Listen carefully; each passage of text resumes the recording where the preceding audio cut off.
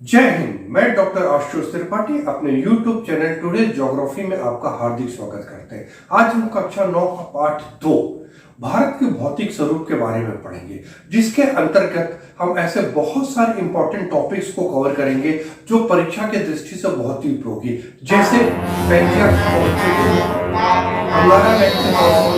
महाद्वीप, गोंडवाना लैंड से कौन कौन महाद्वीप बने, प्लेट टेक्टोनिक सिद्धांत क्या है, उनके किनारों का क्या महत्व है, प्रायद्वीप पठार का निर्माण कैसे हुआ, हिमालय का निर्माण कैसे हुआ, उनकी 3 श्रृंखलाओं का निर्माण कैसे हुआ, हिमालय की सबसे ऊंची चोटी कौन सी है, भारत की सबसे ऊंची चोटी कौन सी है, उत्तर के विशाल के मैदान के निर्माण में किन किन नदियों का प्रमुख योगदान है, किस नदी में विश्व का सबसे बड़ा द्वीप पाया जाता है, पश्चिमी घाट और पूर्वी घाट में क्या अंतर है, दोनों की प्रमुख चोटियां कौन कौन सी हैं, अमरकंटक किसकी प्रमुख चोटी है, कौन सी नदी वहां से निकलती है, लक्षद्वीप किस सागर में है, अंडमान निकोबार द्वीप किस सागर में है।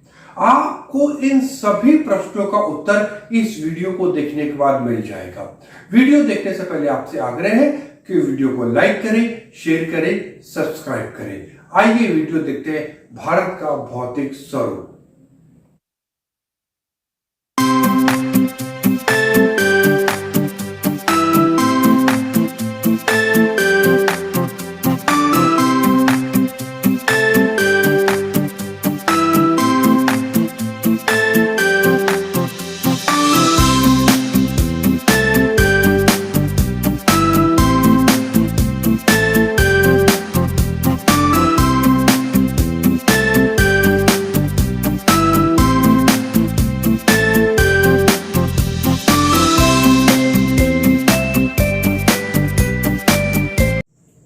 भारत के भौतिक स्वरूप को पढ़ने से पहले जान लेना आवश्यक है कि भौतिक स्वरूपों का निर्माण कैसे।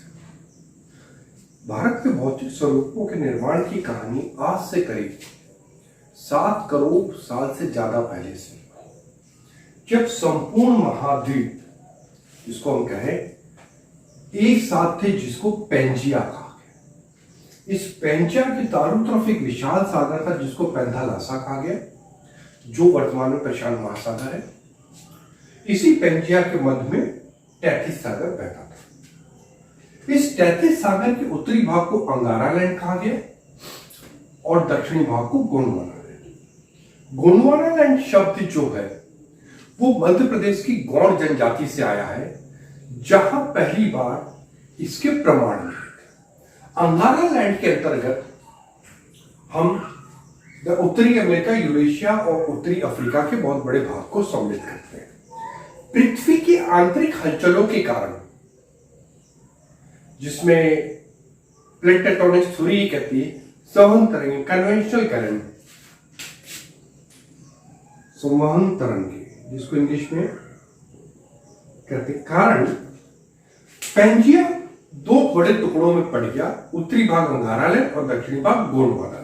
अंगारा लैंड में मैंने बताया उत्तरी अमेरिका, यूरेशिया और अफ्रीका का बहुत बड़ा भाग आता है, और गोंडवाना लैंड के अंदर दक्षिणी अमेरिका, दक्षिण अफ्रीका, प्रायद्वीप भारत, ऑस्ट्रेलिया और अंटार्कटिका थे।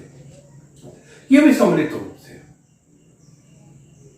आंतरिक हलचलें चूंकि लगातार हो रही थी, कन्वेंशनल करंट्स पृथ्वी के संवहन तरंगें उठती थी, जिन्होंने अंगारा लैंड को और गोंडवाना लैंड को कई टुकड़ों में बांट दिया। जब गोंडवाना कई टुकड़ों में बटा तो ये अलग अलग स्वरूप उभर के सामने आए, जिसमें प्रायद्वीपीय भारत का भाग उत्तर पूर्व की दिशा, उत्तर दिशा की ओर, और ऑस्ट्रेलिया का भाग दक्षिण पूर्व की तरफ खिसका, और कालांतर में ये सब महाद्वीप जहां वर्तमान स्थिति है वहां पे पहुंच गए। तो ये जानना जरूरी है आपके लिए कि जो भारत के जो भौतिक स्वरूप है वो किस प्रकार बने, वो पैंजिया और गोंडवाना लैंड के कारण बने। ये क्यों टूटे, और फिर ये उत्तर में हिमालय, मध्य भाग में गंगा का मैदान, दक्षिणी भाग में प्रायद्वीपीय पठार, ये कैसे बने, इसके लिए जो साइंटिफिक थ्योरी है, वैज्ञानिक सिद्धांत है, उसका नाम है प्लेट टेक्टोनिक्स। आइए हम प्लेट टेक्टोनिक्स के बारे में संक्षिप्त रूप से पढ़ते हैं। महाद्वीपों के वर्तमान स्वरूप और आकार के लिए जो सबसे वैज्ञानिक या प्रमाणित सिद्धांत है अब तक का, वो है प्लेट टेक्टोनिक, जो इस बात को प्रमाणित करता है कि क्यों महाद्वीप इस भाग में पाए जाते हैं, क्यों यहीं पे वलित पर्वतों की उत्पत्ति हुई, क्यों प्रशांत महासागर के दोनों तरफ ज्वालामुखी पाए जाते हैं, क्यों एंडीज दक्षिण अमेरिका के पश्चिमी भाग में है या रॉकी उत्तरी अमेरिका के पश्चिमी भाग में है, क्यों हिमालय उत्तर में बना भारत के। ये सब का जो प्रमाणित आधार है, जिसको प्रमाण किया जा सकता है, वो है प्लेट टेक्टोनिक सिद्धांत। वास्तव में प्लेट है क्या? स्थलीय दृढ़ भूखंड को प्लेट कहते हैं, अर्थात पृथ्वी का जो ऊपरी भाग क्रस्ट कहलाता है, ये प्लेट है एक्चुअली। ठीक है। इस शब्द को, प्लेट शब्द का जो सबसे पहले इस्तेमाल किया था वो था टूजो विल्सन ने। और क्योंकि प्लेटें गति करती हैं, वो क्यों करती है अभी मैं पढ़ेंगे, और हिलती डुलती रहती हैं, चलती रहती है, तो उसके चलने के जो प्रभाव होते हैं उसके अध्ययन को कहा गया प्लेट टेक्टोनिक्स। हिंदी में इसको कहते हैं प्लेट विवर्तनिकी। इसको जो सिद्धांत दिया वो था मॉर्गन, पार्कर और मैकेंजी। ये तीन लोगों के संयुक्त सिद्धांत को प्लेट टेक्टोनिक कहा गया। इस सिद्धांत को 1967 में दिया गया था और इस सिद्धांत की शुरुआत उससे पहले हुई थी 1960 के आसपास, जब हैरिस हैस ने सागर नीतल प्रसरण सी फ्लोर स्प्रेडिंग सिद्धांत दिया था। उन्होंने विभिन्न वैज्ञानिक तथ्यों के आधार पर इस बात को प्रमाणित करने की कोशिश की कि अटलांटिक महासागर का लगातार आकार बढ़ रहा है और प्रशांत महासागर छोटा हो रहा है। उन्हीं के शोधों के आधार पर ही प्लेट टेक्टोनिक सिद्धांत आए। प्लेटें दो प्रकार की होती है, महाद्वीपीय और महासागरीय। किस प्लेट को महाद्वीपी कहेंगे, किस प्लेट को महासागरीय कहेंगे, वो इस बात पर निर्भर करता है कि किस प्लेट में किसका अंश जाता है। यदि किसी प्लेट में 50% से अधिक पानी है तो महासागरीय प्लेट है, और यदि स्थल भाग है तो महाद्वीपीय प्लेट है। पृथ्वी पे कुल 7 बड़ी प्लेटें हैं, जिसमें यदि हम इस मानचित्र को देखें तो इसमें इकलौती जो प्लेट है वो प्रशांत महासागरीय प्लेट है, जिसका अधिकांश भाग सिर्फ जल से बना हुआ है। उसके बाद उत्तरी अमेरिकी प्लेट, दक्षिणी अमेरिकी plate, African plate, Eurasian plate, Antarctica plate और इंडो ऑस्ट्रेलियन प्लेट। ये 7 बड़ी प्लेटें हैं। इसके अलावा बहुत छोटी छोटी प्लेटें हैं, जैसे जुआन डी फूका plate, Nazca plate, Arabian plate. ये सब प्लेटें भी गतिशील है, और लेकिन ये 7 बड़ी प्लेटें हैं और प्लेटें लगातार गतिशील है, अर्थात ये प्लेटें या तो एक दूसरे से टकरा रही हैं, या एक दूसरे की विपरीत दिशा में जा रही हैं, या एक दूसरे से रगड़ खा रही हैं। प्लेटों की गतिशीलता के कारण वलित पर्वत, जिसको हम फोल्डेड माउंटेन कहते हैं, जैसे भारत में, एशिया में हिमालय है, उत्तरी अमेरिका में रॉकीज है उसके पश्चिमी भाग में, दक्षिण अमेरिका में एंडीज है, यूरोप में अल्प्स पर्वत है, ज्वालामुखी भारत में बैरन है, लेकिन हम यहां दूसरे तरह के कोटोपैक्सी, एटना, स्ट्रोम्बोली, ये सब ज्वालामुखी के उदाहरण। भूकंप जो लगातार आते रहते हैं, आपने पढ़ा। और वलन की क्रिया, वलन का मतलब है कि कोई समतल भाग जब ऊपर नीचे हो जाए तो ऊपर उठे भाग को अपनति और नीचे झुके भाग को अभिनति कहते हैं। ठीक है। प्लेटों की गति किनारों के आधार पर 3 वर्गों में विभाजित किया, क्योंकि प्लेटें लगातार गतिशील है, या तो पास आ रही है या दूर हो रही है। तो इसका मतलब ये जितनी भी क्रियाएं, वलित पर्वत, ज्वालामुखी, भूकंप, वो प्लेटों के किनारों पर ही होती है, और इसी आधार पर प्लेटों को 3 वर्गों में विभाजित किया गया। अभी तक हमने प्लेट टेक्टोनिक के बारे में पढ़ा। अब आइए हम विभिन्न प्लेटों की गतियों के बारे में पढ़ते हैं। ठीक है। उसी के आधार पर हम पढ़ते हैं कि प्लेटें 3 प्रकार की होती है। सबसे पहले अभिसारी गति, अभिसारी का मतलब होता है, इंग्लिश में हम इसको कहते हैं डिस्ट्रक्टिव प्लेटें, है ना। डिस्ट्रक्टिव क्यों?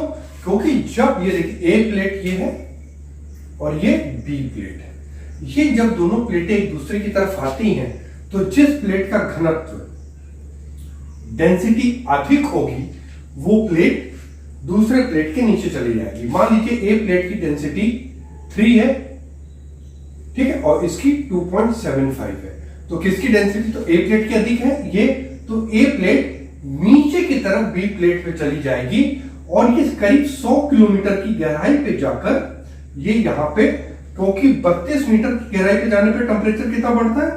1 डिग्री सेल्सियस, तो 100 किलोमीटर की गहराई पे एक अच्छा खासा टेम्परेचर बढ़ जाएगा।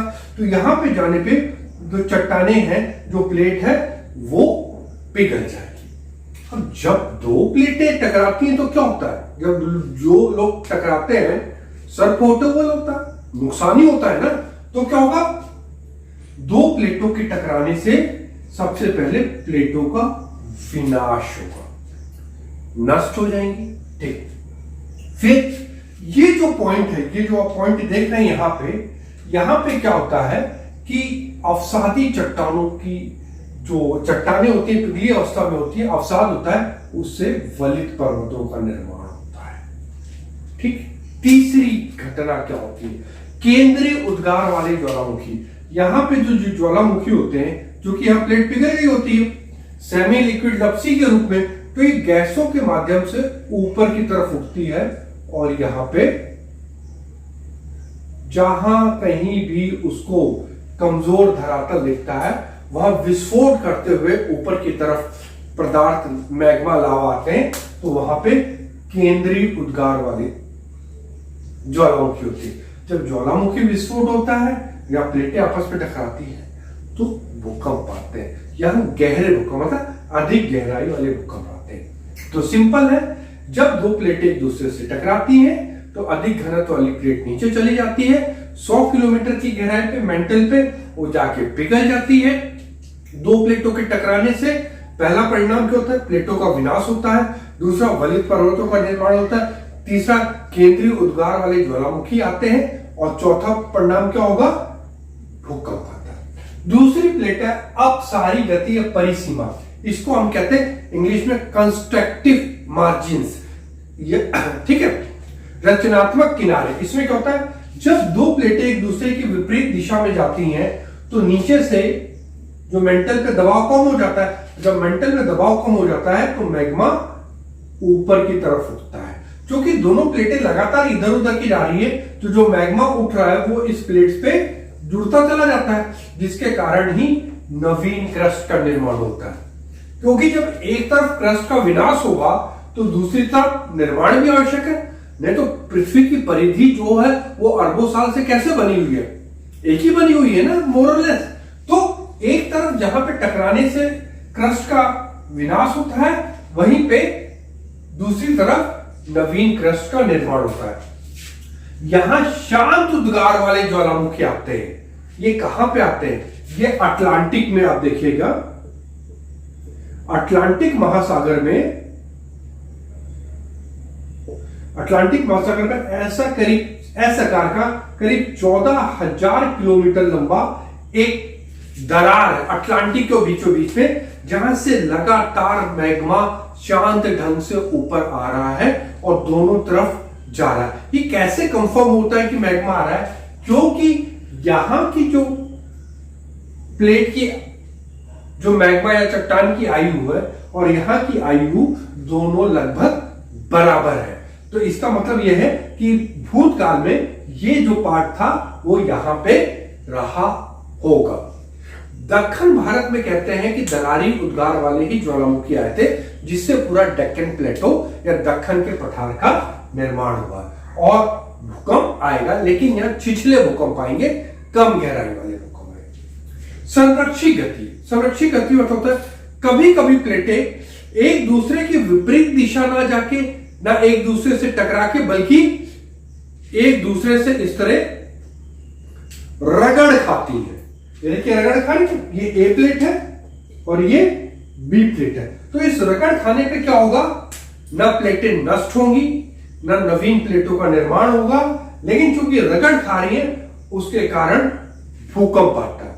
इस प्रकार के भूकंप यूएसए के सेंट एंड्रॉस फॉल्ट पे, कैलिफोर्निया के पास है, उसके पश्चिमी किनारे पे, वहां पे इस प्रकार के भूकंप आते हैं जहां दो प्लेटें एक दूसरे को टकराती हैं। तो प्लेटों कितनी प्रकार की होती है? 3 प्रकार की, जो उनकी गति के आधार पे होती है, अपसारी, अभिसारी और संरक्षी। और जितने भी क्रियाकलाप, पर्वत निर्माण, ज्वालामुखी या भूकंप, सब इन्हीं प्लेटों के किनारों पर आते हैं। भारत के भौतिक प्रदेश या भौगोलिक प्रदेश, या इंग्लिश में कहिए फिजिकल डिवीजन ऑफ इंडिया या physiographic division of India, Bharat को कुल इतने भौतिक प्रदेशों में बांटा जाता है। यहां पे वो नाम लिखे गए हैं जो क्लास 9th में लिखे गए हैं, क्योंकि यहां जैसे लिखा है 9 पे हिमालय पर्वत श्रृंखला, यदि आप 11th में चले जाएंगे तो वहां पे लिखा है उत्तर की पर्वतमाला, ठीक है, और उत्तर पूर्वी पर्वतमाला। तो यहां पे सिर्फ 9 पे जो वर्ड्स यूज किए उसी को लिखा गया। उत्तरी भारत, प्रायद्वीपीय पठार, भारतीय मरुस्थल, तटीय मैदान, द्वीपीय समूह, ये भारत के भौतिक प्रदेश है। अब ये होगा कि ये तो टॉपिक्स है, इससे कोई सवाल बन सकता है?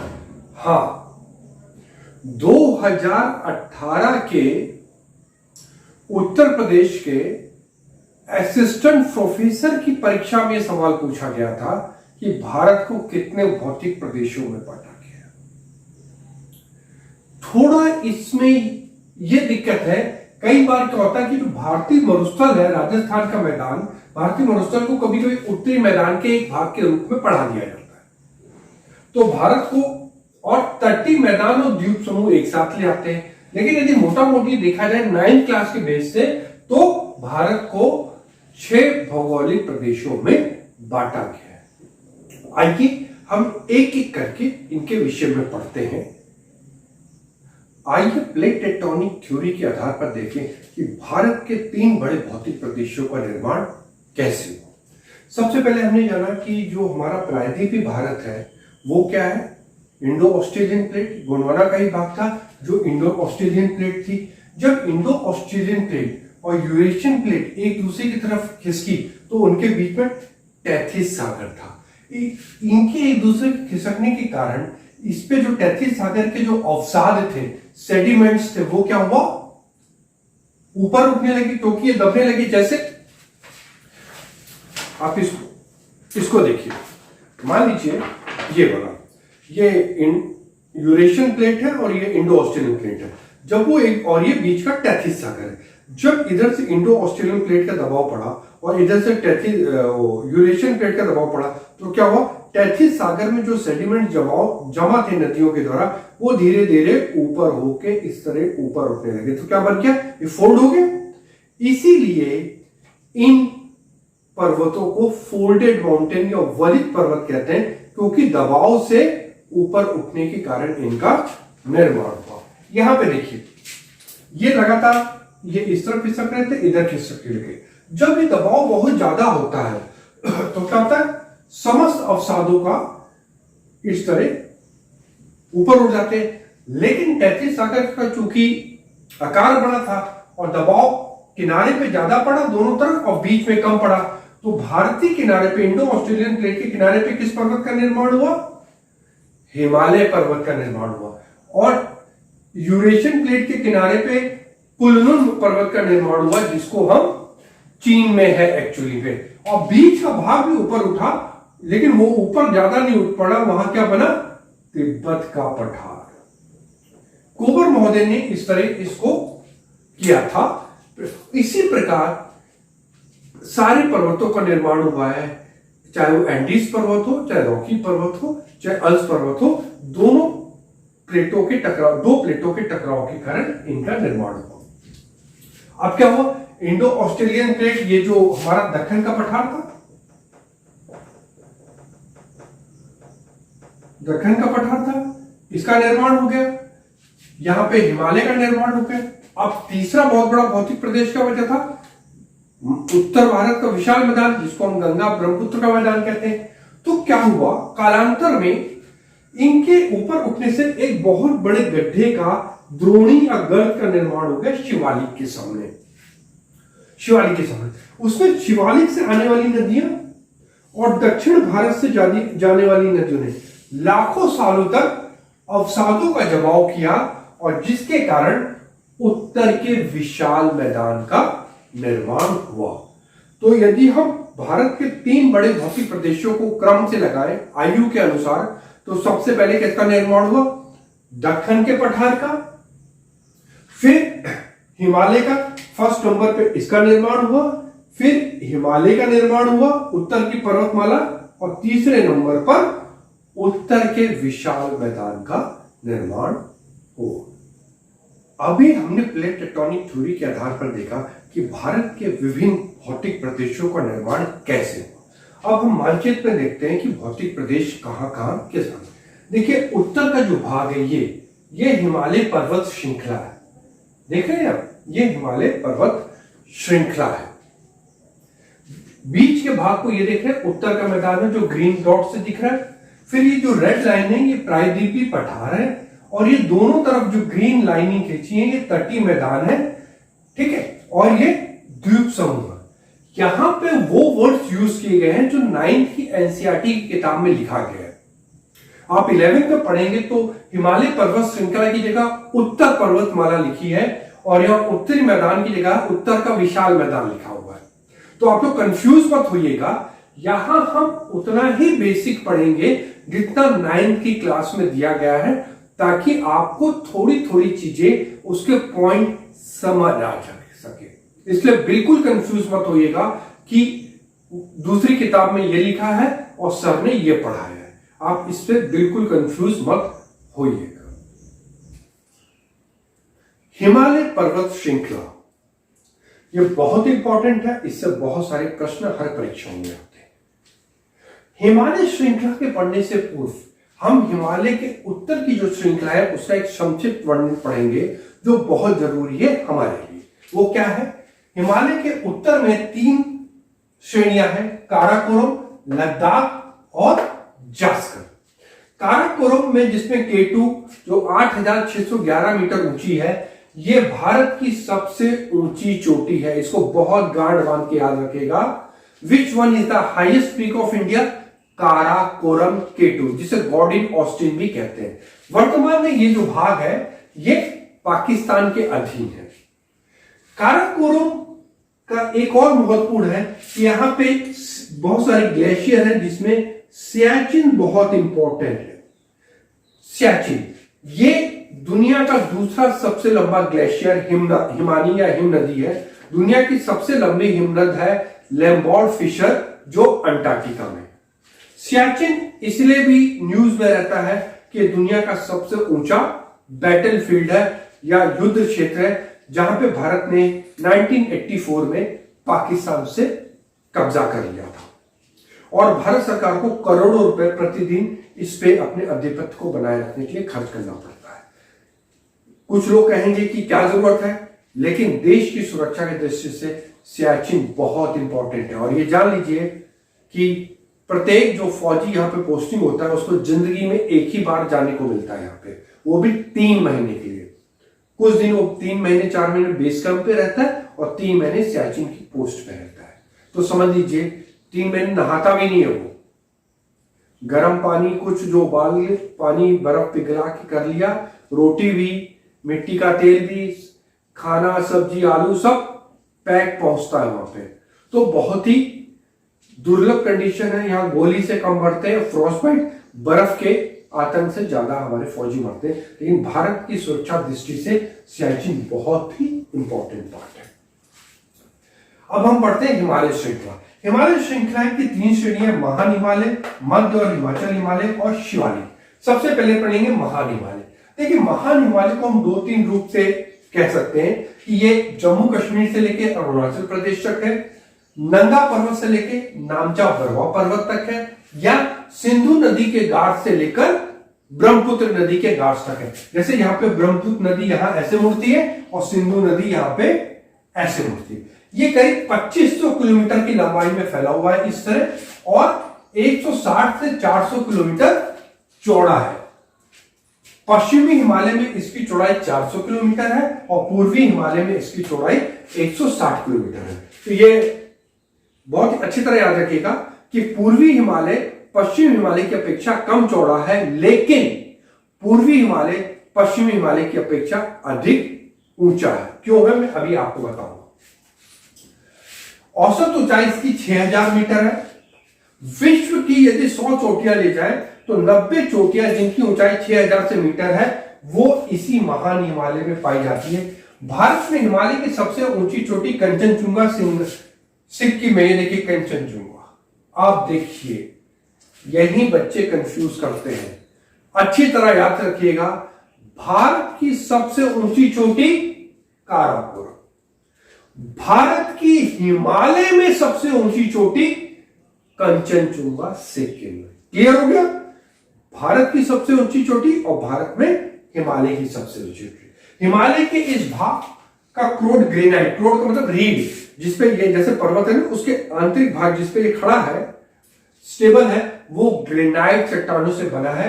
ये आईएएस में प्रश्न पूछा जा चुका है कि महान हिमालय के संदर्भ में क्या सही नहीं है, उसमें यह प्रश्न पूछा गया। ये श्रृंखला हमेशा बर्फ से ढकी रहती है। 6000 मीटर ऊंचा है तो निश्चित रूप से बर्फ से ढकी रहेगी। इसमें बहुत सी हिमालय, जिसमें गंगोत्री से सभी जानते हैं क्या निकलती, महान गंगा नदी निकलती, और मिलान से शारदा और काली नदी निकलती है। यमुनोत्री भी यहां से यमुना निकलती है। ठीक है, इसी महान हिमालय में एवरेस्ट, ये देखिएगा, एवरेस्ट जो नेपाल में है, ये विश्व की सबसे ऊंची चोटी है। कभी कभी, और उसके बाद बीच में है मकालू, ये देखिए मकालू, ये दुनिया की दूसरी सबसे ऊंची चोटी है। कंचनजंगा तीसरी में, चौथी पे आता है, तीसरी में काराकोरम आती है, केटू आती है। ठीक है, तो ये बहुत अच्छी तरह याद रखिएगा कि महान हिमालय की क्या विशेषता है। नंगा पर्वत से नामचा बरवा पर्वत तक पूर्वी हिमालय ज्यादा कम चौड़ा है, पश्चिमी हिमालय ज्यादा चौड़ा है। कंचनजुंगा भारत की सबसे ऊंची चोटी जो सिक्किम में। इसके अलावा इसमें और भी एक बहुत महत्वपूर्ण चीजें हैं, वो है दर्रे। दर्रे परीक्षा की दृष्टि से बहुत इंपॉर्टेंट है और हर परीक्षा में 2 से 3 प्रकार के दर्रों के बारे में प्रश्न आते हैं कि किस राज्य में है, किस श्रेणी में है और किसको जोड़ते हैं। तो सबसे पहले है जम्मू कश्मीर में बुर्जिल, ये कश्मीर को लद्दाख से जोड़ता है।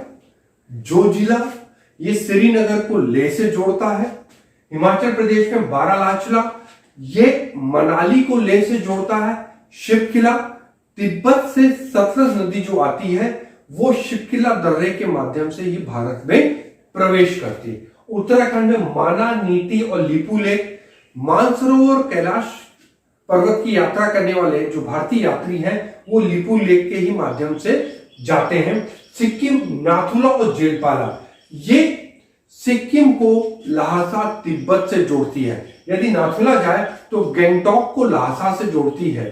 ठीक है, और यहाँ पे जेलपाला चुम्बा, दार्जिलिंग से चुम्बा घाटी होते हुए लोग लहासा जाते हैं। और अरुणाचल प्रदेश में बॉमडिला। ये दर्रे बहुत इंपॉर्टेंट है, जिसको बहुत ध्यान से आप लोग याद रखिएगा। यदि इनकी लोकेशन आप देखिएगा तो कहां पे, ये देखिए, ये जोजिला दर्रा है, फिर यहाँ पे देखिए नाथुला है और ये जेलपाला है। तो चूंकि 9th में इसके बारे में बहुत संक्षिप्त वर्णन दिया गया है, इसलिए आपको बहुत संक्षेप में इसमें बताया गया। अब हम पढ़ेंगे हिमालय का प्रादेशिक विभाजन। सबसे पहले पंजाब हिमालय। पंजाब हिमालय को कश्मीर हिमालय के नाम से भी जानते हैं, जो सिंधु नदी से लेकर सतलज नदी तक करीब 560 किलोमीटर की चौड़ाई में फैला हुआ है।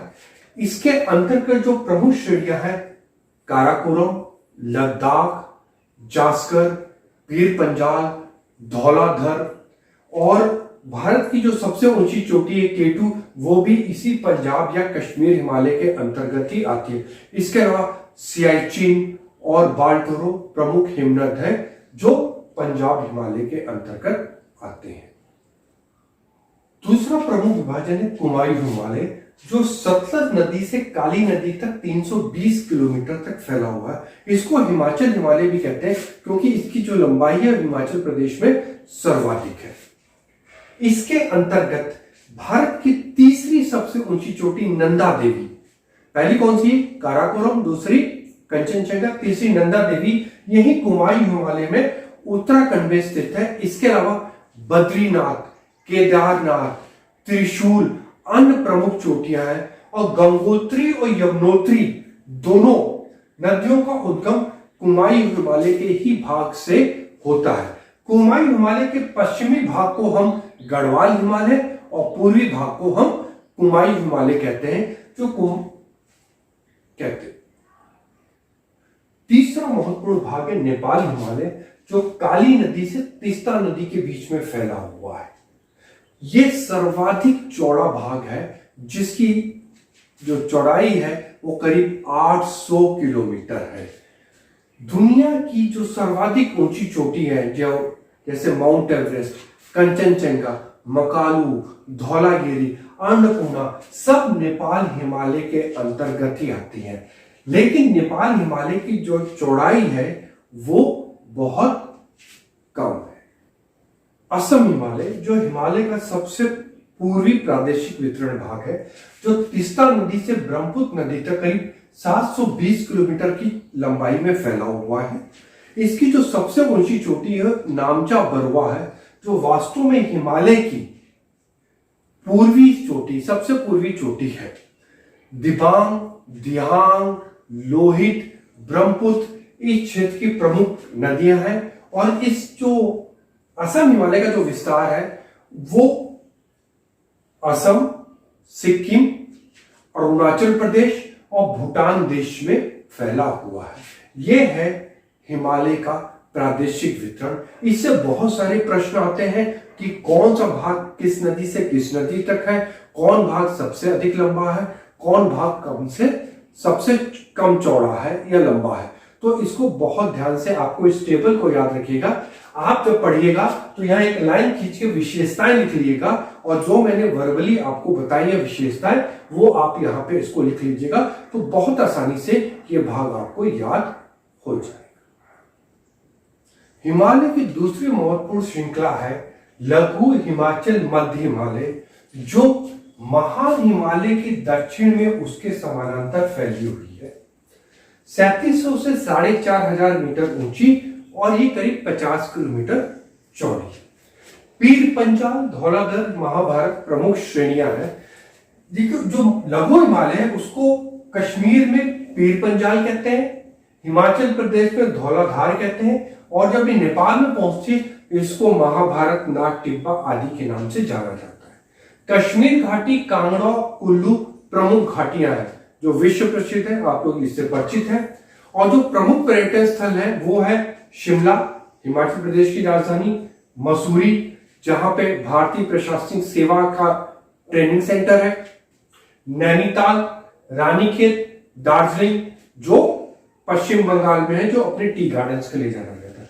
और जो दर्रे तो कई है, लेकिन सबसे इंपॉर्टेंट दर्रा है बनिहाल, जो जम्मू और श्रीनगर के को मार्ग प्रदान करता है, और इसी में जवाहर टनल स्थित है।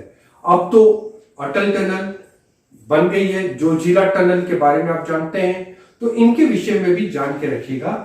ये है लघु हिमालय, क्या याद रखना है, महान हिमालय के दक्षिण में 3700 से 4500, 50 किलोमीटर, पीर पंजाल, धौलाधर और महाभारत और बनिहाल दर्रे, ये प्रमुख चीजें हैं जो आपको इस भाग में याद रखें।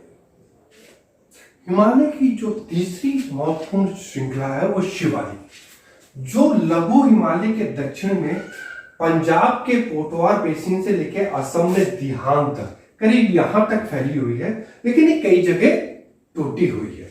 ये 900 से 1100 मीटर ऊंची है और 10 से 50 किलोमीटर चौड़ी है। इस चोटी का निर्माण दोनों पर्वत श्रृंखला महान हिमालय और लघु हिमालय से निकलने वाली नदियों के द्वारा गए अवसादों के निक्षेपण और फिर आंतरिक हलचल के द्वारा उनमें वलन पड़ने के कारण हुआ शिवालिका। और ये सबसे नवीन है, और इसकी जो चट्टानें हैं वो भी नवीन है, तो कंसोलिडेट नहीं हुई, मतलब ठोस नहीं हुई, जिसके कारण ये क्षेत्र शिवालिका सबसे ज्यादा भूस्खलन लैंडस्लाइड से प्रभावित रहता है। शिवालिक और लघु के मध्य कई घाटियां हैं, जिसको पश्चिम में दून जैसे देहरादून और पूर्व में द्वार जैसे हरिद्वार कोट द्वार कहते हैं। इन तीन श्रृंखलाओं के अलावा एक पूर्वांचल और पूर्वी पहाड़ियां भी कहा जाता है, जो वास्तव में हिमालय यहाँ ब्रह्मपुत्र नदी के घाट से ये दक्षिण की तरफ मुड़ जाता है, जिनको अलग अलग राज्यों में अलग अलग नाम से जानते हैं। जैसे अरुणाचल प्रदेश में डाफला, मेरी और पटकाई बूम। पटकाई बूम है, ये म्यांमार और भारत की सीमा पे स्थित है।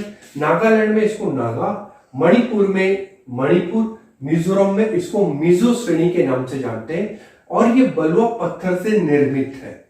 ठीक है, तो ये उत्तर से दक्षिण या दक्षिण से उत्तर, इसके क्रम को याद रखना है परीक्षाओं के संदर्भ में।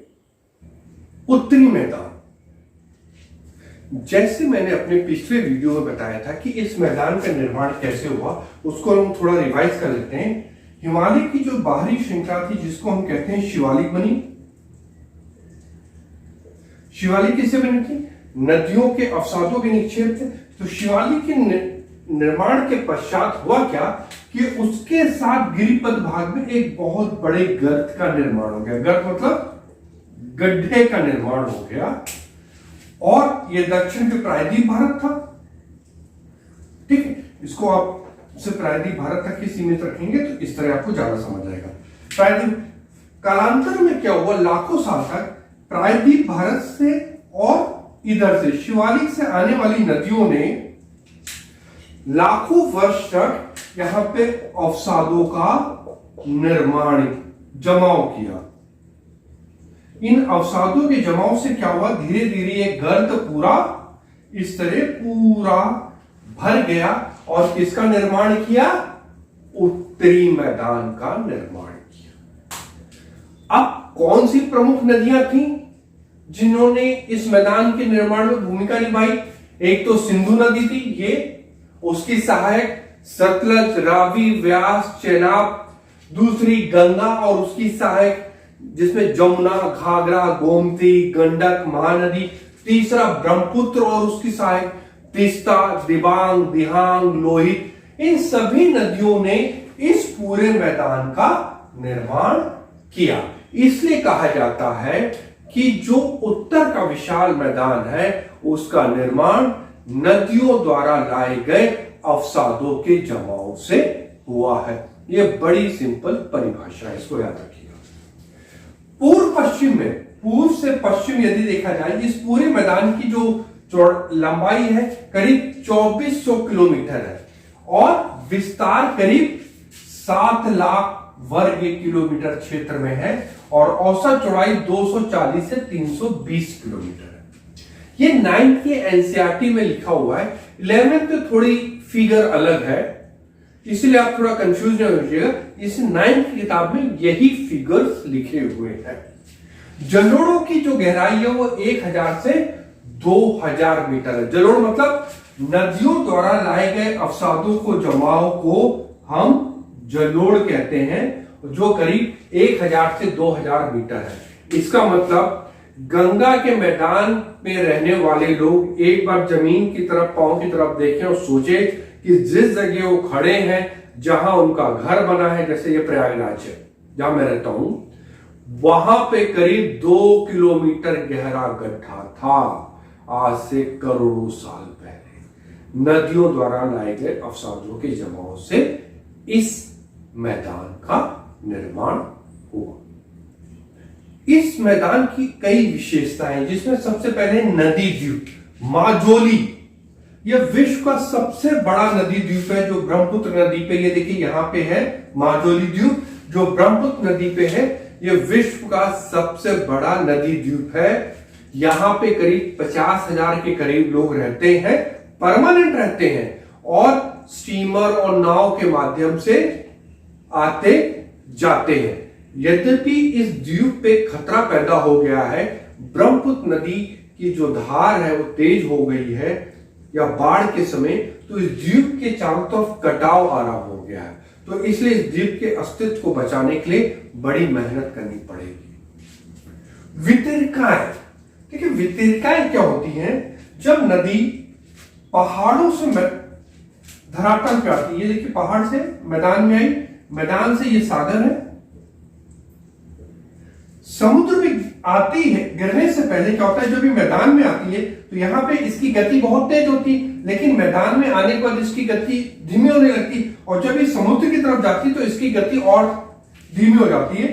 तो नदी क्या करती है, अपने साथ लाए गए अवसादों को कई जगह जमा करने लगती है। इस तरह जब ये जमा करने लगती है तो नदी क्या होता है, ये देखिए नदी की धाराएं कई भागों में बट जाती हैं। इस तरह ये धाराएं क्या है, बट गई, आपस में ये बट गए। इन्हीं को वितरिकाएं कहते हैं, इन्हीं को वितरिकाएं कहते हैं। और जब ऊपरी भाग में जब नदियों से बहुत सारी नदियां आके मिलती हैं तो इसको कहते हैं सहायक।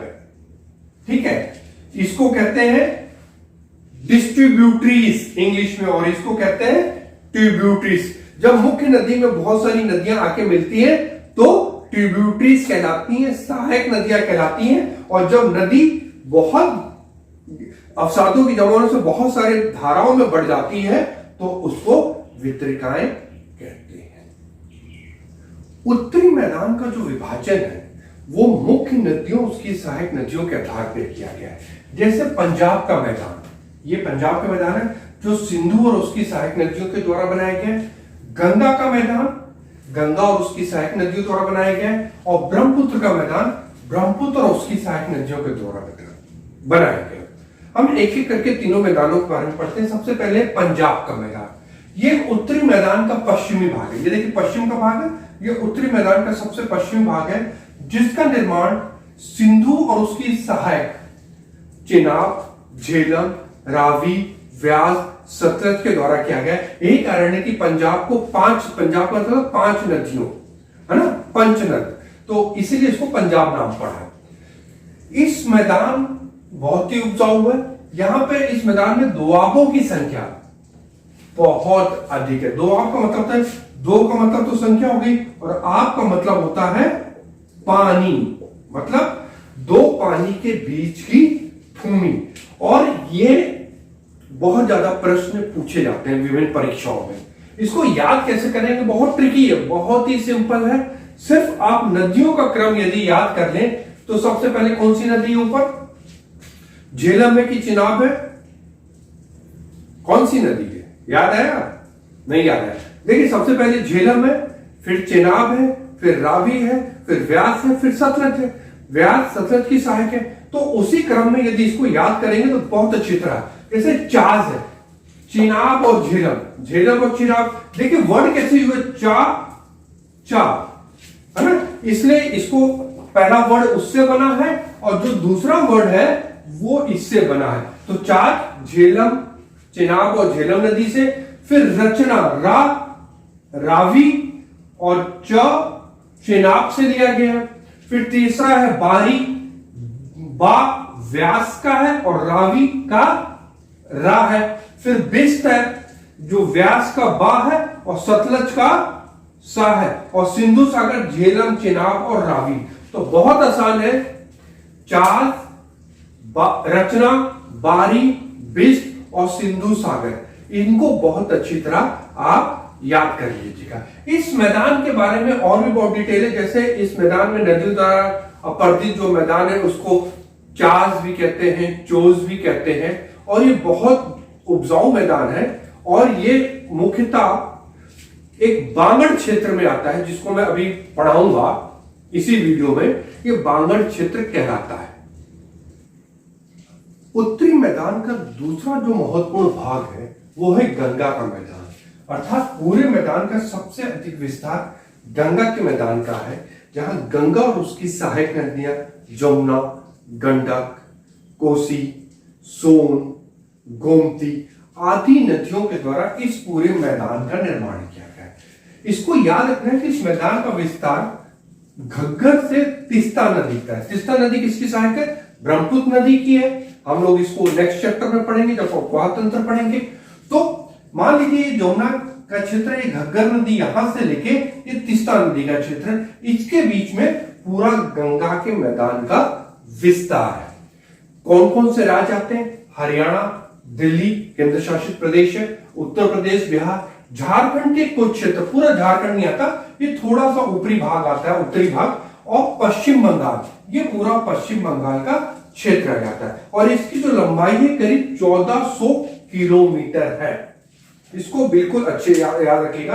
क्योंकि गंगा का मैदान अलग अलग है, लंबा है, तो इसको 3 भागों में बांटा गया है। ऊपरी गंगा का मैदान मतलब दिल्ली से लेके ये यमुना नदी है और ये यहां मिल रही है इस पॉइंट पे, तो यहां तक क्या हो गया, ऊपरी गंगा का मैदान। अब इस पे कंफ्यूज मत कीजिएगा कि ऊपरी तो मतलब पर्वतीय होगी, हम मैदान की बात कर रहे हैं। तो जब नदी मैदान में आ जाती है उसके बाद ये विभाजन शुरू हुआ, वो पर्वतीय भाग है नदी का। फिर मध्य गंगा का मैदान प्रयागराज से लेकर फरक्का बैराज तक, ये पश्चिम बंगाल में बना है, फरक्का बैराज तक इसका निर्माण हुआ। फिर निम्न गंगा का मैदान, ये डेल्टाई भाग, ये पूरा डेल्टाई भाग, और इस जो यहां पे सुंदरवन डेल्टा गंगा नदी बनाती है, जो विश्व का सबसे बड़ा डेल्टा है, सबसे बड़ा डेल्टा। हम लोग अपोह तंत्र में इस बारे पढ़ेंगे कि, लेकिन यहां थोड़ा सा बता देता हूं कि सुंदरवन इसलिए कहा जाता है कि यहां पे सुंदरी नामक लकड़ी मिलती है, जिसकी वजह से सुंदरवन डेल्टा बना। इस मैदान में बड़ी अलग अलग प्रकार की आकृतियों का निर्माण नदी करती है। जब नदी मैदान में आती है तो उसकी गति धीमी हो जाती है, तो इस तरह टेढ़ी मेढ़ी चलने लगती है, जिसको हम विसर्प कहते हैं, सांप की तरह। ठीक है, जब ये विसर्प खूब ज्यादा घुमावदार हो जाता है तो जमाव के कारण ये भाग जैसे टूट गया और नदी सीधी बहने लगी, तो इसको गोकुल झील कहते हैं। ठीक है, नदियां अपने दोनों तरफ अवसादों का जमाव करती हैं, तो उसको बाढ़ का मैदान कहते हैं। ठीक है, तो नदी गंगा के मैदान में बहुत सारी अलग अलग आकृतियों का निर्माण करती है। उत्तरी मैदान का जो सबसे पूर्वी भाग है वो कहलाता है ब्रह्मपुत्र का मैदान। ब्रह्मपुत्र वास्तव में ये चीन के तिब्बत क्षेत्र से निकलती है तो सांगपो कहलाती है, और जब ये भारत में नामचा बरवा के पास से प्रवेश करती है तो दिबांग और लोहित नदी मिलती, तो उसके बाद ये ब्रह्मपुत्र नदी कहलाती है। और इस मैदान का निर्माण सुबनसिरी, मानस, तीस्ता आदि नदियों के अवसादों के जमाव से इस मैदान का निर्माण हुआ है। बाद में ये जो ब्रह्मपुत्र नदी है ये बांग्लादेश में जमुना नदी के नाम से प्रवेश करते हुए गंगा नदी में मिल जाती है। इस मैदान का अधिकांश भाग असम में, ये देखिए, ये जो बीच का, यदि इसको मैप आपका याद हो फर्स्ट चैप्टर का, तो ये देखिए बीच का जो पूरा भाग है असम है। और ये माजुली, जो मैंने पहले बताया था, विश्व का सबसे बड़ा नदी द्वीप इसी मैदान में है, माजुली। ये जो मैदान है ये 2 चीजों के लिए बहुत प्रसिद्ध है। एक तो यहाँ पे चावल की खेती बहुत होती है और दूसरा जूट की खेती बहुत होती है। इस मैदान में ब्रह्मपुत्र नदी अपने बाढ़ के लिए भी विश्व विख्यात है। बरसात के दिनों में काफी बाढ़ आती है और असम का और बहुत बड़ा एरिया पानी में डुबो देती है। तो ये था उत्तरी मैदान का नदियों के आधार पर विभाजन। अभी तक आपने पढ़ा था जो उत्तर का मैदान है या उत्तरी मैदान है उसका प्रादेशिक विभाजन। अब हम पढ़ेंगे भौतिक लक्षणों के आधार पर जो प्रकृति के द्वारा बनाए गए हैं। ठीक है, तो मानव द्वारा विभाजन था कि पंजाब का मैदान है, गंगा का मैदान है और ब्रह्मपुत्र का मैदान। यह भौतिक लक्षणों द्वारा जो प्रकृति बनाए, उसमें सबसे पहले भाबर। भाबर क्या? शिवालिक के ढालों के समानांतर 8 से 16 किलोमीटर संकरी पट्टियों में नदियां कंकड़ जमा करके इसका निर्माण करती। ये देखिए शिवालिक है, ये पूरा शिवालिक है बेटा, देख रहे हैं तो ये शिवालिक के गिरिपद में उसके समानांतर 8 से 16 किलोमीटर तक नदियां जो अपने साथ कंकड़ पत्थर लाती है उनका जमाव करती है। क्यों जमाव करती है? क्योंकि पहाड़ पे नदियों की तो गति अधिक होती है, लेकिन जब वो मैदान में आती है तो गति कम हो जाती है। जब नदियों की गति कम हो जाती है तो अपने साथ कंकड़ पत्थर ले जाने में सक्षम नहीं हो पाती, तो वो गिरिपद में जमा कर देती है, जो 8 से 16 किलोमीटर चौड़ी पट्टी होती है। कंकड़ बजरी के ढेर के नीचे प्रभावित होने के कारण अदृश्य हो जाती है। ये इतने ज्यादा कंकड़ पत्थर यहाँ जमा हो जाते हैं कि छोटी मोटी नदियां क्या होती हैं, इसके नीचे अदृश्य हो जाती है और वो ऊपर दिखाई नहीं देती। ये क्षेत्र कृषि के लिए उपयुक्त नहीं।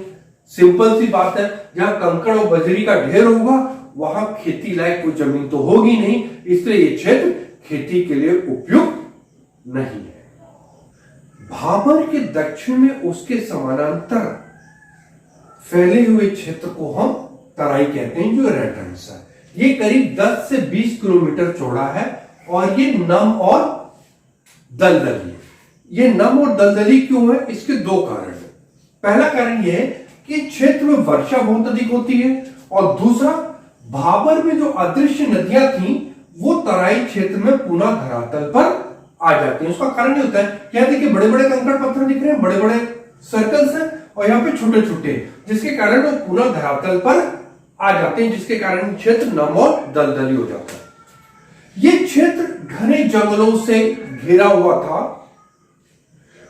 आजादी के समय लाखों शरणार्थी जब पाकिस्तान से भारत आए तो उनको बसाने के लिए और कृषि योग्य भूमि उपलब्ध कराने के लिए इस क्षेत्र में बड़े पैमाने पर जंगलों को काटा गया। ये बहुत इंपॉर्टेंट है कि तराई क्षेत्र में जंगलों के विनाश का क्या बहुत बड़ा कारण था? पाकिस्तान से आए शरणार्थियों को कृषि योग्य भूमि उपलब्ध कराना। इसी क्षेत्र में दुधवा राष्ट्रीय पार्क अवस्थित है, जो उत्तर प्रदेश के लखीमपुर खीरी जिले में है। नेक्स्ट प्रमुख जो भौतिक लक्षण है बांगड़। बांगड़ एक्चुअली क्या है? पुराना जलोढ़ क्षेत्र होता है। पुराना जलोढ़ क्षेत्र, खादर नवीन है, पुराना जलोढ़ क्षेत्र होता है। ये उन क्षेत्रों में पाए जाते हैं बांगड़, या उन क्षेत्रों को कहा जाता है जहां बाढ़ का जल नहीं पहुंच पाता। इसका मतलब है कि ये बाढ़ के क्षेत्र की उच्च भूमि है जहां पे बाढ़ का पानी नहीं पहुंच जाता। और जो बांगड़ क्षेत्र है मुख्यतः पंजाब व उत्तर प्रदेश में पाया जाता है। ठीक है, तो बांगड़ के विषय में सिंपल सी ये बात है, ये पुराने जलोढ़ के मैदान है जहां बाढ़ का पानी नहीं पहुंचता। ये देखिए जो रेड रंग से दिखाया गया। इस क्षेत्र की मृदा में चूनेदार निक्षेप पाए जाते हैं, जिन्हें स्थानीय भाषा में कंकड़ कहा जाता है। और यहाँ पे रे, कलर आदि शब्दों का भी इस्तेमाल किया गया है, जो इस क्षेत्र की लवणीय और अन्य भूमियों के लिए किया जाता है। ये जो बांगड़ क्षेत्र है ये कृषि के लिए कम उपयोगी होता है, लेकिन इस क्षेत्र का जो भूमिगत जल स्तर है वो काफी अच्छा होता है, क्योंकि यदि खेती के लिए ज्यादा उपयोग होगा तो ट्यूबवेल के कारण भूमिगत जल को निकाल लिया जाएगा। क्योंकि खेती के लिए कम ही उपयोगी है तो यहां भूमिगत जल का स्तर बहुत अच्छा होता है। चौथा भौतिक लक्षण क्षेत्र है खादर। ये देखिए नदी, ये नदी है, नदी के दोनों किनारे। खादर क्षेत्र नदियों के निचले हिस्से में स्थित होती है, जिस पर बाढ़ के समय मृदा की नवीन परत जमा हो जाती है। अब अंतर समझ लीजिए आप बांगड़ से।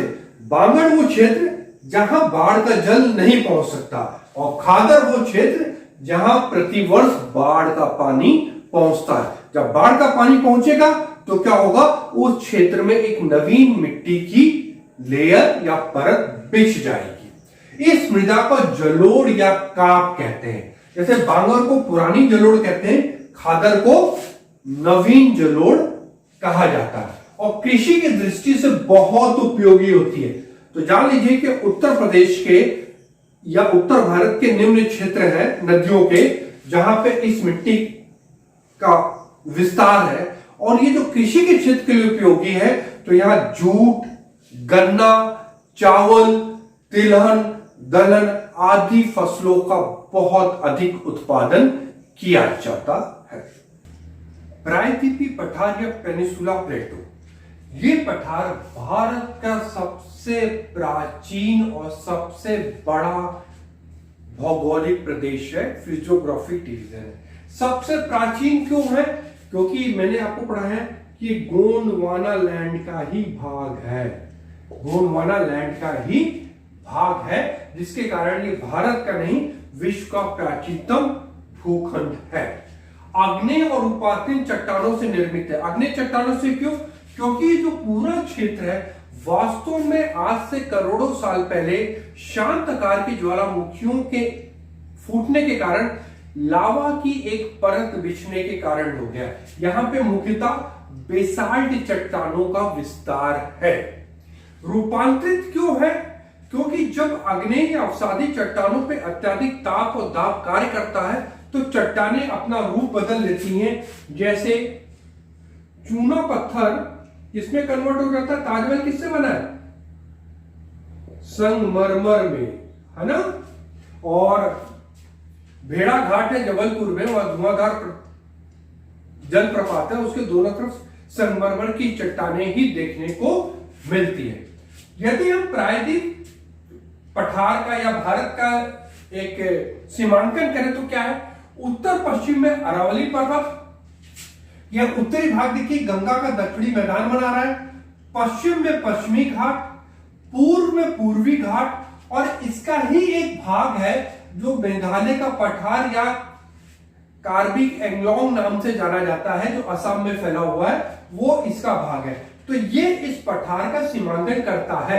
लेकिन चूंकि 9th में इसको बड़ा संक्षिप्त रूप में पढ़ाया गया है तो मैं वहीं तक कंसंट्रेट रहता हूं। इस पठार के दो मुख्य भाग में बांटा गया, मध्य उच्च भूमि और दक्कन का पठार। ये मध्य उच्च भूमि है और यह पूरा है दक्कन का पठार। आइए एक एक करके हम इसको विस्तार से पढ़ते हैं।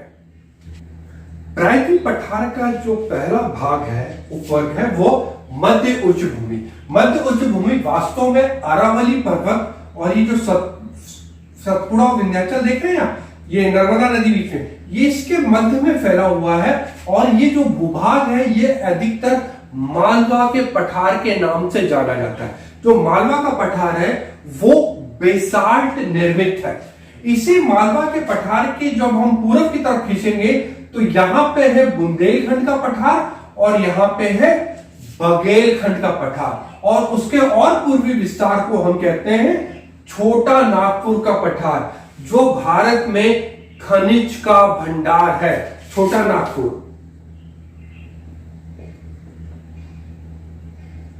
खनिज भंडार, यहां पे लोहा, मैग्नीशियम, डोलोमाइट के साथ साथ कोयला का, भारत का 80% या 90% से ज्यादा जो कोयला है वो यहीं पे छोटा नागपुर के पठार में ही पाया जाता है। चंबल, बेतवा और केन प्रमुख नदियां हैं जो यहां से निकल के उत्तर भारत की ओर बहती हैं, और ये सभी नदियां किसकी सहायक नदियां हैं?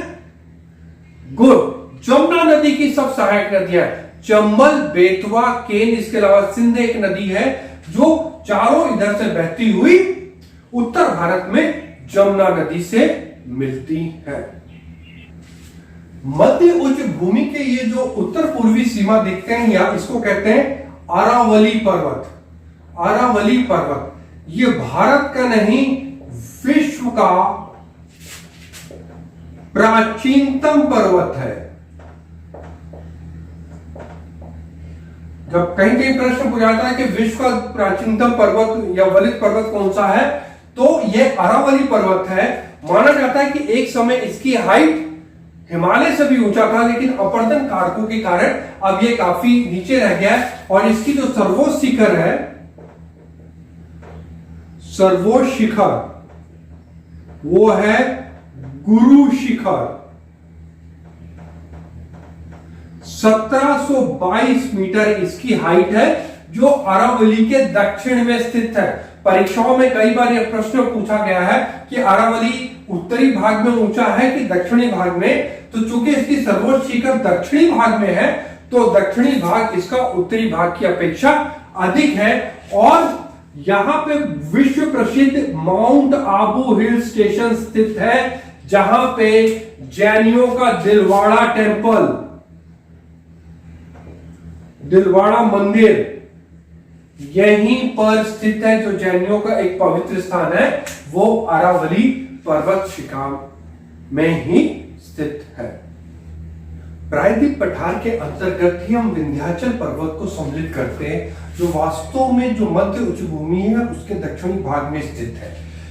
इसके विषय में दो तीन चीजें ही इंपॉर्टेंट है। सबसे पहले ये उत्तर और दक्षिण भारत के मध्य जल विभाजक का कार्य करता है। जल विभाजक का मतलब है कि इस पर्वत से उत्तर दिशा में बहने वाली नदियां उत्तर भारत में और दक्षिण दिशा में बहने वाली नदियां दक्षिण भारत की कहलाती। ये लाल बलुआ और चूना पत्थरों से निर्मित है। इसका मतलब है कि यहाँ का जो पदार्थ है, जो मटेरियल चट्टाने मिलती है, वो भवन निर्माण में बहुत महत्वपूर्ण सामग्री है। इसे गुजरात में जोबट हिल और बिहार में कैमूर हिल के नाम से जाना जाता है।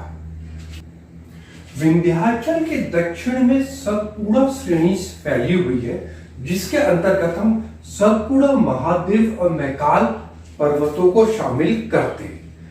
इस सतपुड़ा की जो सबसे सर्वोच्च चोटी है वो धूपगढ़ है, जो महादेव पहाड़ी पर स्थित है, और पंचमढ़ी जो हिल स्टेशन है मध्य प्रदेश का, वो इसी सतपुड़ा महादेव पहाड़ी पर स्थित है। मैकाल छत्तीसगढ़ में स्थित है और इसकी सर्वोच्च चोटी है अमरकंटक। ये बहुत ध्यान से रखिएगा, मैकाल की जो सर्वोच्च चोटी है अमरकंटक है। नर्मदा, सोन और महानदियों का उद्गम है। इसका मतलब है मैकाल से पश्चिम की ओर नर्मदा, उत्तर की ओर सोन जो गंगा की सहायक नदी है, और दक्षिण की तरफ महानदियां बहती है। ये एक ब्लॉक पर्वत है। जैसे कि इंपॉर्टेंट पॉइंट है परीक्षा की दृष्टि से, ये ब्लॉक पर्वत है और ग्रेनाइट और बेसाल्ट चट्टानों से निर्मित है। तो क्या क्या इंपॉर्टेंट पॉइंट इसको याद रखना है। इसके अंतर्गत सतपुड़ा, महादेव और मैकाल श्रेणी सम्मिलित है। सतपुड़ा की सबसे ऊंची चोटी धूपगढ़ है जो महादेव में है। मैकाल की सबसे ऊंची चोटी अमरकंटक है, जहां से नर्मदा, सोन और महानदियां निकलती है। ये एक ब्लॉक पर्वत है और ग्रेनाइट और बेसाल्ट चट्टानों से निर्मित है।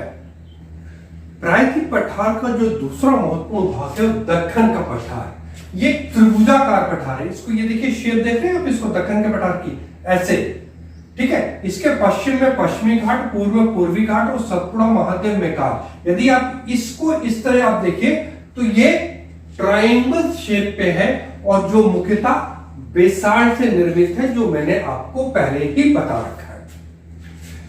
महादेव नदी, गोदावरी, कृष्णा, कावेरी इस भाग की प्रमुख नदियां हैं जो पश्चिमी घाट से निकल के पूर्वी घाट की तरफ बहती है। इसका मतलब है इस जो पठार का ढाल है वो इस तरह है, पश्चिम से पूर्व की तरफ है। पश्चिमी घाट और पूर्वी घाट में अभी आपको विस्तार से पढ़ा होगा। इस पठार के पूर्वी विस्तार को मेघालय का पठार, कार्बी एंगलोंग और उत्तर कचार पहाड़ी कहते हैं। उत्तर कचार पहाड़ी बहुत इंपॉर्टेंट है, इसको दिमाग में घुसेड़ लीजिएगा, ठीक है।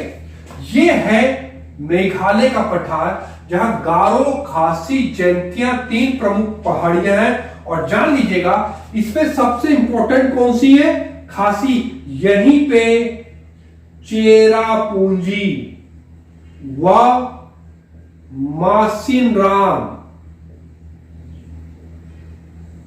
याद आया कुछ आपको ये दोनों जगह देखिए, ये वो दो जगहें हैं जहां विश्व में सर्वाधिक वर्षा होती है। कभी चेरापूंजी में होती है, कोई कभी मासिनराम में होती है। तो आपको परीक्षा में जाने से पहले अपडेट करना होगा कि कौन सा जगह करंट में सर्वाधिक वर्षा का विश्व में स्थान है। और ये दोनों है कहां पे, ये खासी में है। कैसे याद रखोगे, तीनों पहाड़ियों के बीच वाली पहाड़ी में याद है। वास्तव में जो गारो, खासी, जैंतिया हैं, ये वहां की जनजातियां हैं जिनके नाम पे इन पहाड़ियों का नाम रखा गया है। प्रायद्वीप पठार के पश्चिमी और पूर्वी तटीय क्षेत्र पे दो अलग अलग श्रेणियां पाई जाती हैं, जिसको पश्चिमी घाट और पूर्वी घाट कहा जाता है। इसको हम इस टेबल के माध्यम से पढ़ते हैं कि क्या इंपॉर्टेंट है। पश्चिमी तट पे ताप्ती नदी, यहाँ पे ताप्ती नदी, यहां से लेके ये दक्षिण तक, ये पूरा क्या है, कन्याकुमारी तक पश्चिमी घाट का विस्तार है। ये सतत है केवल दर्रों के माध्यम से। सतत का मतलब ये कंटिन्यूअस है, कहीं कटा फटा नहीं है, केवल दर्रों के माध्यम से पार किया जा सकता है, जिस पर 3 प्रमुख दर्रे हैं। ये देखिए थाल घाट देख रहे हैं आप, ये एक वो है जो आपको मुंबई से नासिक होते हुए दिल्ली ले जाता है, दूसरा भोर घाट है जो मुंबई से पुणे के लिए आता है, और ये तीसरा पाल घाट है जो पलकट से कोयम्बटूर के लिए जा सकता है। तो कौन कौन से हैं? थाल घाट टी से, भोर घाट बी से, और पाल घाट पी से। तो इसको कैसे याद रखेंगे? ये बहुत परीक्षाओं में आता है, उत्तर से दक्षिण, दक्षिण से उत्तर। तो क्या है? TBP, ट्यूबरक्लोसिस, टीबी पेशेंट, एक बीमारी है, भगवान न करे किसी को, अब तो इसका इलाज हो जाता है, 9 महीने का कोर्स है। तो TB patient, tuberculosis patient, TB patient याद रखिएगा तो आपको थाल घाट, भोर घाट और पाल घाट तीनों याद हो जाएंगे। दूसरा है पूर्वी घाट में, यहां पे देखिएगा पूर्वी घाट महानदी के दक्षिण से लेकर नीलगिरी पहाड़ी तक है। यह महानदी है, इसके दक्षिण से लेकर नीलगिरी तक, यह बहुत इंपॉर्टेंट है। नीलगिरी पहाड़ी तक यह बहुत सी परीक्षाओं में पूछा गया है, इवन IAS तक की परीक्षाओं में पूछा जाता है इस प्रश्न को कि पूर्वी घाट और पश्चिमी घाट आपस में कहां मिलते हैं। तो कहां मिलते हैं? नीलगिरी की पहाड़ियों पर। इसको बहुत अधिक ध्यान रखिएगा। यह असतत और अनियमित है और इसे बंगाल की खाड़ी में गिरने वाली नदियों ने जगह जगह से काट रखा है। ये देखिए कटा हुआ है, यहां पे देख रहे हैं जगह जगह। तो महानदी, गोदावरी, कृष्णा, कावेरी, इन नदियों ने इसको काट रखा। ये सारी नदियां निकलती तो पश्चिमी घाट से, लेकिन चूंकि जो प्रायद्वीप पठार का जो ढाल है पूर्व की तरफ है, तो सारी नदियां कहां हैं? बंगाल की खाड़ी पे जाती हैं। तो इसको जगह जगह से काट रखा। पश्चिमी घाट और पूर्वी घाट में चौथा जो महत्वपूर्ण अंतर है या विशेषताएं पढ़िए। पश्चिमी घाट की प्रमुख पहाड़ियां नीलगिरी, ये देखिए नीलगिरी, जहां पे हमने बताया कि पूर्वी घाट और पश्चिमी घाट आपस में मिलते हैं। इसके दक्षिण में ये है अन्नामलाई, ये देख रहे हैं अन्नामलाई, और यहाँ की ये जो रेड रंग का दिख रहा है अनाईमुट्टी, ये दक्षिण भारत की सबसे ऊंची चोटी है जो 2695 मीटर है। उत्तर भारत की सबसे ऊंची चोटी, कंफ्यूज कर गया? उत्तर भारत की सबसे ऊंची चोटी, भारत की ही सबसे ऊंची चोटी कौन थी? K2 थी। और हिमालय में भारत की सबसे ऊंची चोटी कंचनजंगा थी। लेकिन दक्षिण भारत की सबसे ऊंची चोटी क्या है? अनाईमुट्टी, जो अन्नामलाई की पहाड़ियों पर स्थित है। इस अन्नामलाई पहाड़ी के पास ही यहाँ पे पलनी की पहाड़ी है, जिसमें कोडाई कनाल हिल स्टेशन स्थित है, पलनी की पहाड़ी। और इसी के दक्षिण में काडबम है। काडबम मतलब इलायची की पहाड़ी, यहाँ पे इलायची की खेती बहुत होती है, काडबम की पहाड़ी। तो पश्चिमी घाट, जिसको हम शाहद्री नाम से भी जाना जाता है, उसकी सबसे ऊंची चोटी है अनाईमुट्टी, जो अन्नामलाई पर्वत पर है। इसके विपरीत पूर्वी घाट की प्रमुख चोटियां हैं नल्लामला, पालकोंडा, जवादी, शिवराय, पंचमलाई। इसको उत्तर से दक्षिण या दक्षिण से उत्तर बिल्कुल रट लीजिएगा। बहुत बार परीक्षाओं में बहुविकल्पी के रूप में या मानचित्र के रूप में इस प्रश्न को पूछा गया है, तो इसको बहुत अच्छी तरह रट लीजिएगा। पूर्वी घाट की सबसे ऊंची चोटी है महेंद्रगिरी, 1501 मीटर।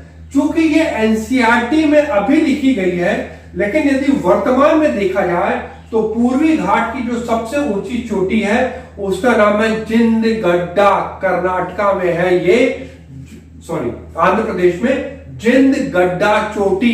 ये वर्तमान में पूर्वी घाट की सबसे ऊंची चोटी है, लेकिन चूंकि एनसीईआरटी में अभी महेंद्रगिरी दिया गया है, अपडेट नहीं हुआ, तो परीक्षा के संदर्भ में आप लोग महेंद्रगिरी पे ही स्टिक रहिएगा। यदि वहां जिंदगड्डा लिखा मिले तो आप उसी को टिक कीजिएगा या यही उत्तर लिखिएगा। भारतीय मरुस्थल, इंडियन डेजर्ट या थार का मरुस्थल, जो भारत का मरुस्थल है वो भारत के पश्चिमी भाग में अरावली से लेके भारत पाकिस्तान की सीमा तक फैला हुआ। ये करीब 644 किलोमीटर लंबा और 160 किलोमीटर चौड़ा ये क्षेत्र है। एक चीज आप लोग जान लीजिएगा कि दुनिया भर के जितने भी मरुस्थल पाए जाते हैं, गर्म मरुस्थल, वो सभी महाद्वीपों के पश्चिमी भागों पर ही पाए जाते हैं। पूर्वी भाग पर कोई भी गर्म मरुस्थल नहीं पाया जाता। इसको बहुत अच्छी तरह ध्यान से आप इसको याद रखिएगा। वार्षिक वर्षा 150 सेंटीमीटर तक। निश्चित रूप से जब वर्षा कम होगी तो ये क्षेत्र मरुस्थलीय भाग में बदल जाएगा।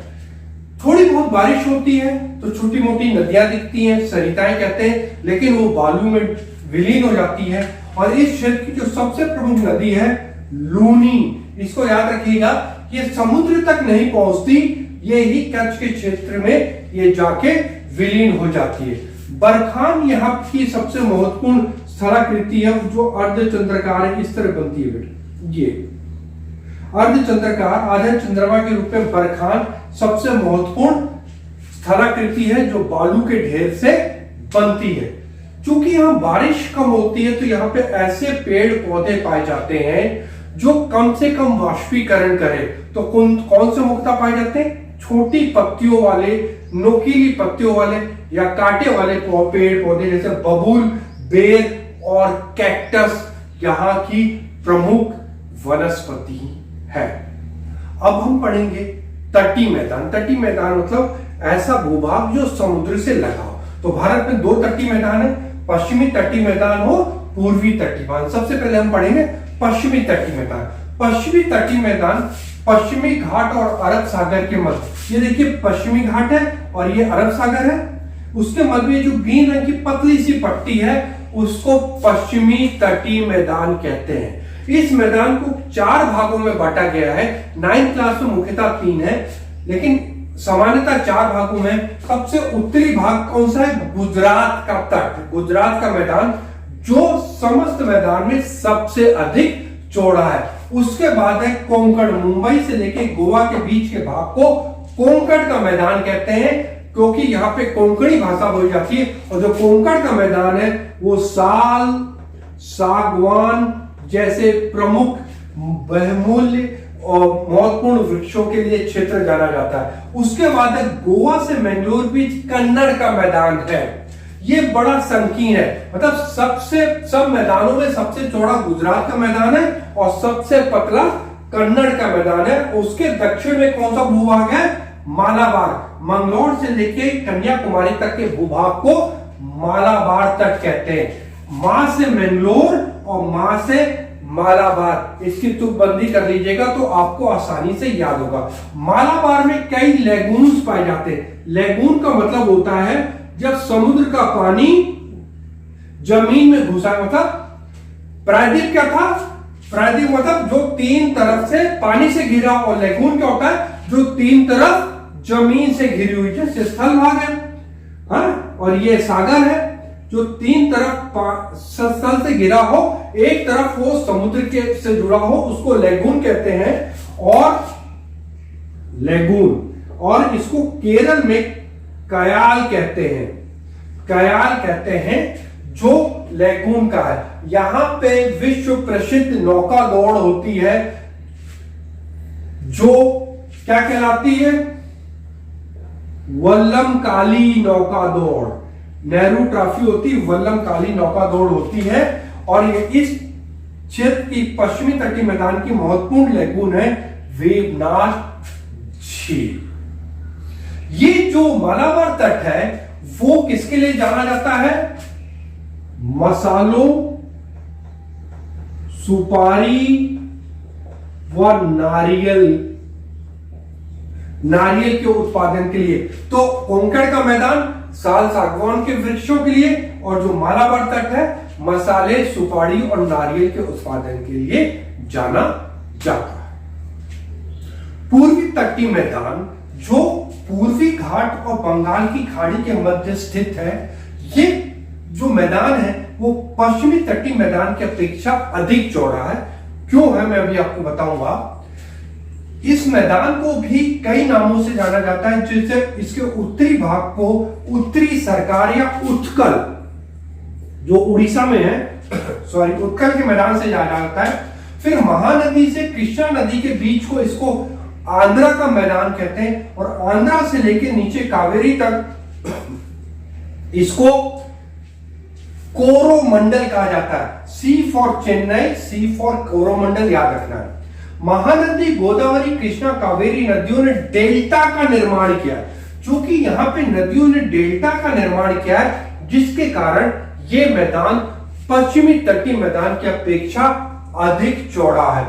कृष्णा और कावेरी नदियों की डेल्टा में ही इसी प्रकार का एक कोलेरू झील स्थित है। लेकिन सबसे इंपॉर्टेंट पॉइंट क्या है इस तटीय मैदान की, कि यहां पे भारत की सबसे बड़ी खारे पानी की झील चिल्का झील लैगून स्थित है। इसके अलावा जो दूसरी खारे पानी की झील है वो है पुलिकर झील।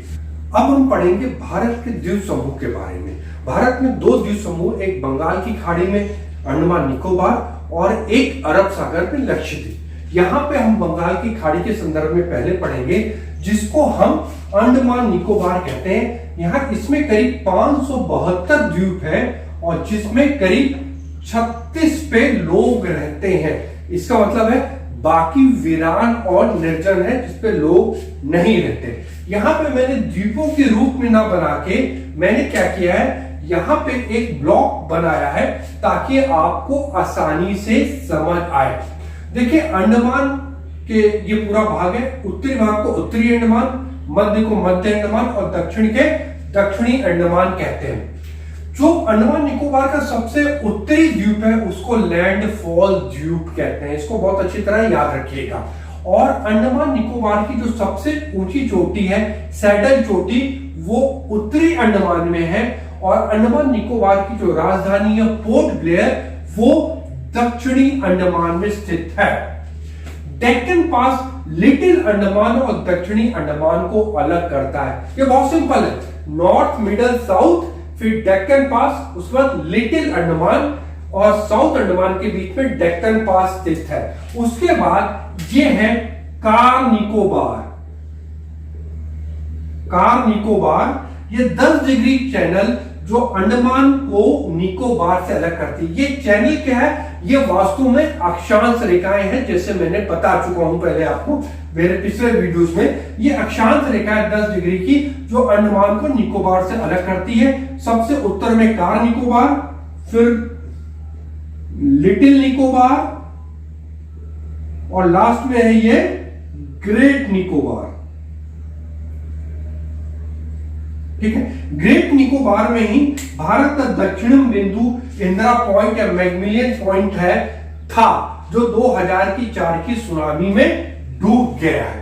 इसके अलावा 2-3 चीजें बहुत इंपॉर्टेंट जो अंडमान निकोबार के बारे में जानना है, कि यहीं पे बैरन द्वीप है। ये देखिए, जो बैरन द्वीप है ये भारत का एकमात्र सक्रिय ज्वालामुखी है। और सबसे उत्तर में लैंडफॉल के पास में ही नारकोंडम द्वीप है। ये सुसुप्त ज्वालामुखी है, अर्थात ये बिल्कुल शांत हो गया, इसके क्रेटर में पानी भर गया है। जो ग्रेट निकोबार है वो सुमात्रा इंडोनेशिया का जो द्वीप है उसके बहुत करीब है और इसको 6 डिग्री चैनल अलग करता है। भारत का जो दूसरा महत्वपूर्ण द्वीप समूह है वो अरब सागर में स्थित लक्षद्वीप है। वास्तव में लक्षद्वीप प्रवाल भित्ति से बना हुआ है। प्रवाल भित्ति आप लोगों ने बालू में खेला होगा बचपन में, जो घर के आगे रेत लगती है, उसमें छोटे छोटे सीपी आती है ना। तो सीपी के अंदर देखिए कभी कभी कीड़े होते हैं, वो प्रवाल होते हैं। तो उन्हीं के स्केलेटन पे जमा होने से हजारों लाखों से ये बना है। और ये प्रश्न कई बार पूछा गया है कि भारत का कौन सा द्वीप प्रवाल भित्ति से या कोरल रीफ, इंग्लिश में इसको कहते हैं कोरल रीफ, रीफ से मतलब प्रवाल भित्ति से बना है। तो याद रखिएगा, लक्षद्वीप प्रवाल भित्ति से बना है और अंडमान निकोबार समुद्र में डूबे हुए पर्वतों के ऊपरी भाग है। यह बहुत अच्छी तरह इसको आप याद रखिएगा। कि लक्षद्वीप प्रवाल भित्ति से बना है और अंडमान निकोबार समुद्र में डूबे हुए पर्वतों के ऊपरी भाग है। इस पे कुल 36 द्वीप है जिसपे 11 में आबादी है। ठीक है, यह प्रवाल भित्ति से निर्मित है, मैंने आपको भी बताया। पहले इसको लाकादेव, मिनिकॉय और अमीनी द्वीप के नाम से जाना जाता था। 1973 में इसका नाम लक्षद्वीप रखा गया। यह बहुत इंपॉर्टेंट है बहुविकल्पिक प्रश्नों के संदर्भ में। करावती इसकी प्रशासनिक मुख्यालय ये करावती है और पिटिली द्वीप पर पक्षी अभ्यारण्य है। यहां कोई आबादी नहीं है, इसको बहुत अच्छी तरह याद रखिएगा। अब आइए यहां पे देखिए, जो सबसे बड़ा द्वीप है जो लक्षद्वीप में है वो कौन सा है? मिनिकॉय द्वीप। याद रखिएगा, लक्षद्वीप का जो सबसे बड़ा द्वीप है वो मिनिकॉय द्वीप है, जो 9 डिग्री चैनल द्वारा करावती से अलग होता है। मिनिकॉय इसलिए भी इंपॉर्टेंट है एक कि पूरे इस अमीनी द्वीप, करावती या कैनोलोर द्वीप, यहां पे कौन सी भाषा बोली जाती है? मलयालम भाषा। लेकिन मिनिकॉय में कौन सी भाषा बोली जाती है? महल। यह वास्तव में मालदीव जो है उससे संबंधित एक भाषा है जो मिनिकॉय में बोली जाती है। 9 डिग्री के ऊपर जो लक्षद्वीप को 2 भागों में बांटा है, जो 11 डिग्री चैनल बांटता है, एक है अमीनी द्वीप और दूसरा है कैनानोर द्वीप। लक्षद्वीप में एक ही हवाई अड्डा है, वो है अगाती द्वीप पर। यह था पाठ 2 भारत का भौतिक स्वरूप कक्षा 9 का। इस वीडियो को देखने के बाद मुझे पूर्ण आशा है कि आपके सभी छोटे छोटे प्रश्नों के उत्तर मिल गए होंगे। जैसे भारत की सबसे ऊंची चोटी कौन सी है, हिमालय की सबसे ऊंची चोटी कौन सी है, दक्षिण भारत की सबसे ऊंची चोटी कौन सी है, पश्चिमी घाट की सबसे ऊंची चोटी कौन सी है, पूर्वी घाट की सबसे ऊंची चोटी कौन सी है, अमरकंटक किसकी सबसे ऊंची चोटी है, या गुरु शिखर किसकी सबसे ऊंची चोटी है, दक्कन का पठार कैसे बना हुआ है, किस प्रकार के लावा से बना हुआ है, कौन कौन सी नदियां दक्कन के पठार से बहती हैं, जो उत्तर का विशाल मैदान है किन नदियों के सहयोग से बना हुआ है, माजोली द्वीप किस नदी पे बहता, किस नदी का द्वीप है। ये सभी प्रश्नों के उत्तर आपको इस वीडियो को देखने के बाद मिल गए होंगे। कुछ भी प्रश्न, कुछ भी संशय या कुछ भी शंका हो तो प्लीज कमेंट बॉक्स में जरूर लिखिएगा। मैं आपके संपूर्ण प्रश्नों का उत्तर देने का प्रयास करूंगा। वीडियो को जरूर लाइक करें, शेयर करें, सब्सक्राइब करें। जय हिंद।